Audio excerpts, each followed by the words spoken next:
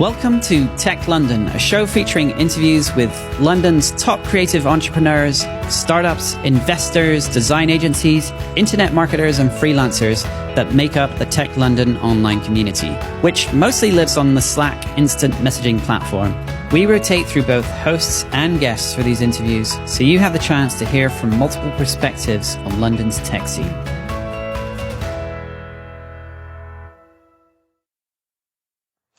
Hello, folks. It's another Tech London podcast, and in my luxury studio today, I've got Gareth. Gareth, what are you known for, and what would you like to be known for, sir? Well, what I'm known for, so I'm one of the co-founders of TownSq. We're a B Corp based across the UK with flex workspaces and all sorts of fun activities going on. What I'd like to be known for, I don't really know. I've got a 3-year-old son, and I'm finding improving songs about things we're doing around the house is quite good fun. So maybe something along those lines, I think. What is it you say at the end of the improv thing? And then? Yes and. Yes and, no, sorry, yes and.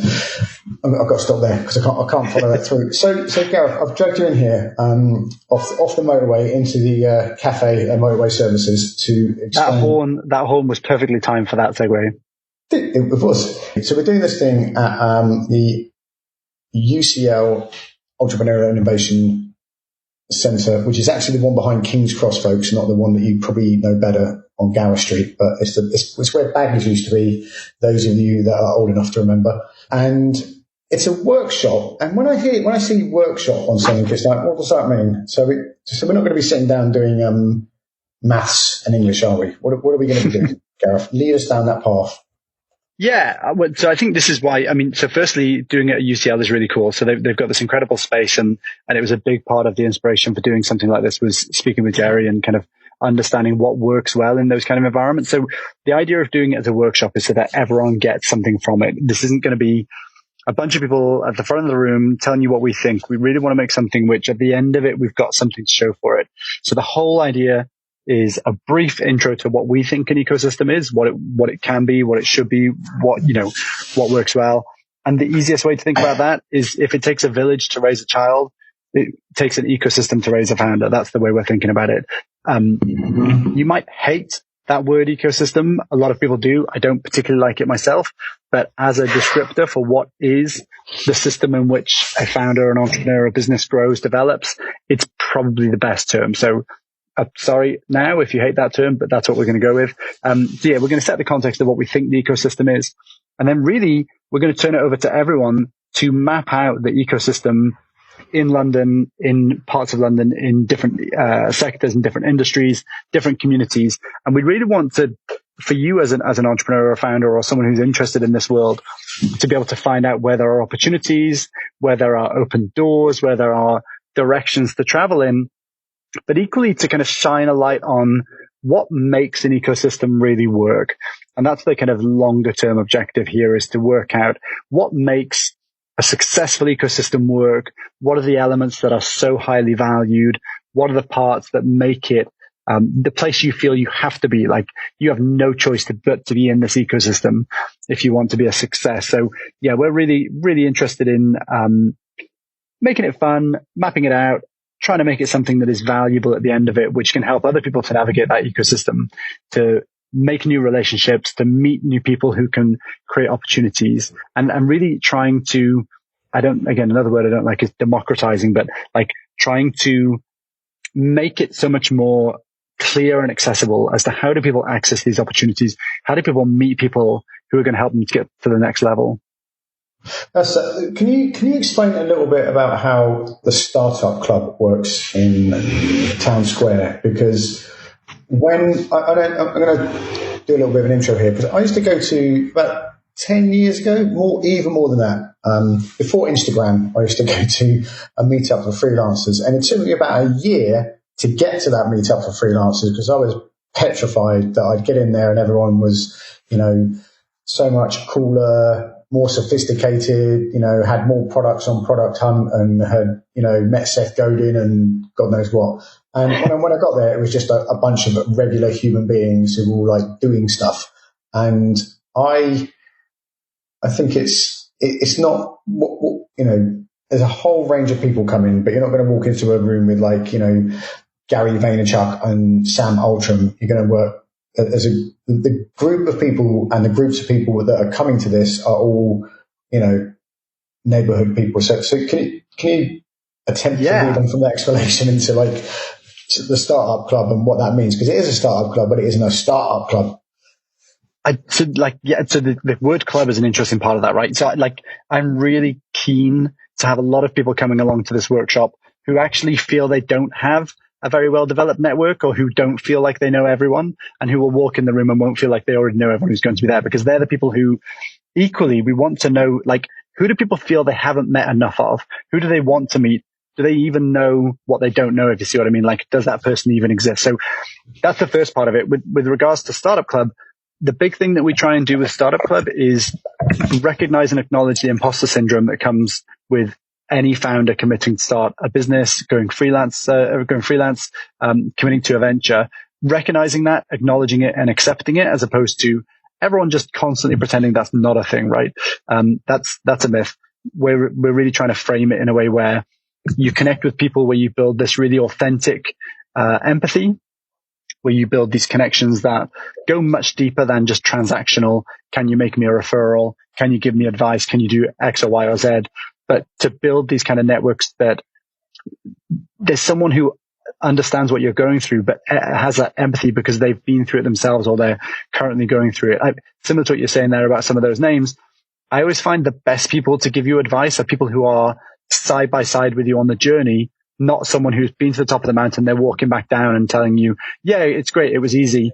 Because that kind of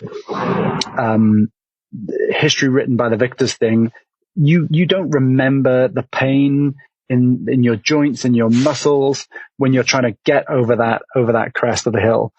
It's a painful process, and I find that you get a much deeper empathy from being alongside people at a similar level, as opposed to people who are thinking back to 10 years ago when they first started. So within this kind of context, we're trying to map out maybe where you don't realize there is support, maybe where you don't realize there are communities, where you don't realize where there is strength in the ecosystem, where you can tap into it, what you might get from it in a transactional sense, or what you might contribute in a broader sense. Just trying to visualize that for other people so they know where to start.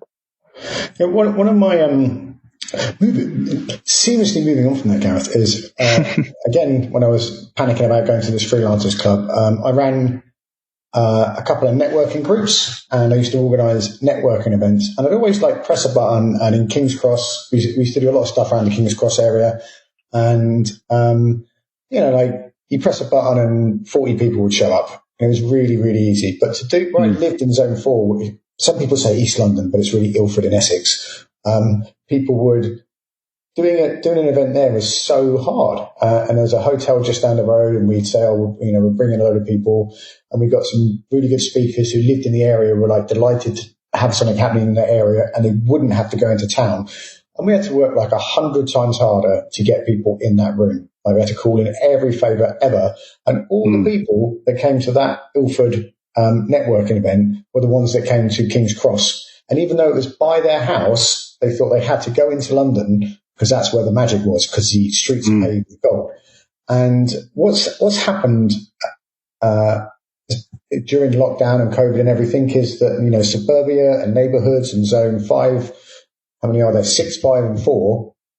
And there's another one, isn't there? 3, have become, more, not attractive, but it just makes more, we've been conditioned a little bit, or forced to stay in our area. So, for example, by Barking Station, Karen runs 360, which is a co-working space there, and Barking Enterprise Centre. And more people pay attention to what she's doing now than they did before COVID, because they've now realised that they don't have to go even though we're running an event in the centre of London, but they don't have to go into the centre of London to find stuff, because, we've booted the commute, haven't we, Gareth? Well, yeah, and I think that's what we're trying to get to from us doing this exercise, is recognizing that the ecosystem is, when we talk about ecosystems, if you're talking about it in a nature sense, it's this idea of what creates life, what gives the conditions for life. And it's that idea of every different founder or entrepreneur, everyone listening to this will have a different level of ambition, different level of drive, motivation, inspiration, all of that kind of good stuff. And so it's really trying to map out for different people, for different people in different situations, what that ecosystem can offer to them. And so, like you say, that might be going into the center of town once a week to be able to engage with a certain activity, but equally recognizing that what you have on your doorstep might be a rich resource as well. Definitely. And I don't know why it's so hard to meet people in your local area that are doing things like making websites and stuff like that. And that's one of the main things I hope we break down here, because I've just been to so many things over the years and then bumped into people in my local area at those events, and then we've ended up meeting in a coffee shop or a workspace nearer our home and doing stuff together than running around everywhere. The other thing is, can you in the event page, there's a link to what if everyone was an entrepreneur. Can you try and do that in like a minute? Yeah. So the whole idea here really is this. So we spent a lot of time kind of looking at some of these kind of what if questions, and the whole idea behind what if everyone was an entrepreneur was this like deep belief that everything is so unpredictable and uncertain at the minute that being an entrepreneur is now a necessity, I think, in the modern economy. And this idea of, do you have to be a company director to be an entrepreneur? Do you have to be a certain way? Do you have to have a certain industry? Do you have to have a certain focus? No, it's this kind of skill set and this approach which is more important. So it's really looking at how people are more entrepreneurial in different walks of life and in different kind of approaches, whether you are what's the difference between a freelancer and an entrepreneur, right? What's the difference between a sole trader and someone who's a self-employed professional? What's the difference between a founder of a unicorn and an entrepreneur in the NHS? So it's trying to challenge that idea that only certain people deserve that label of being an entrepreneur, and shifting it to getting people to realize that you are not an entrepreneur. That's not a fixed state. You act entrepreneurially, or you behave in an entrepreneurial manner. That's the kind of thing that I'm quite excited by.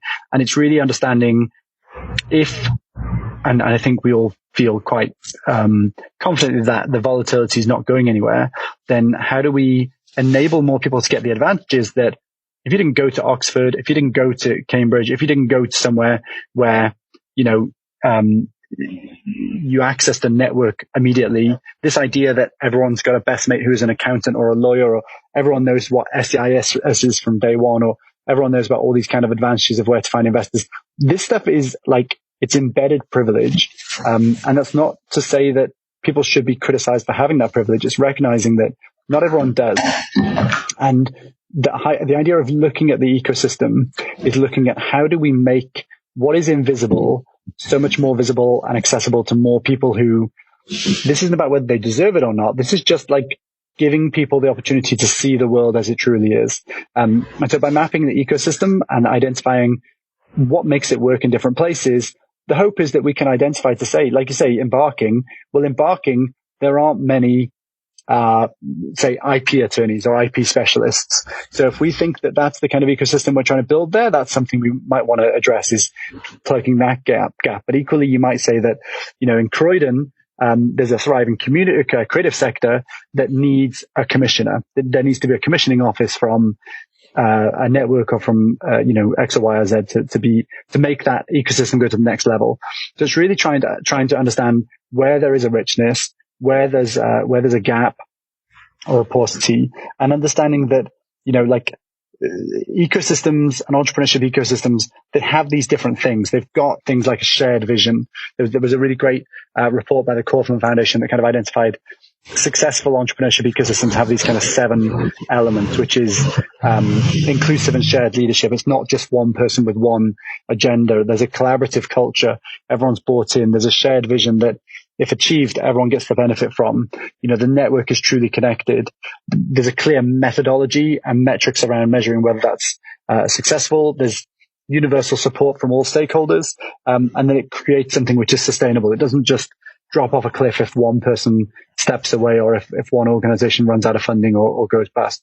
So it's trying to look at that ecosystem to make sure that it truly benefits as many people as possible.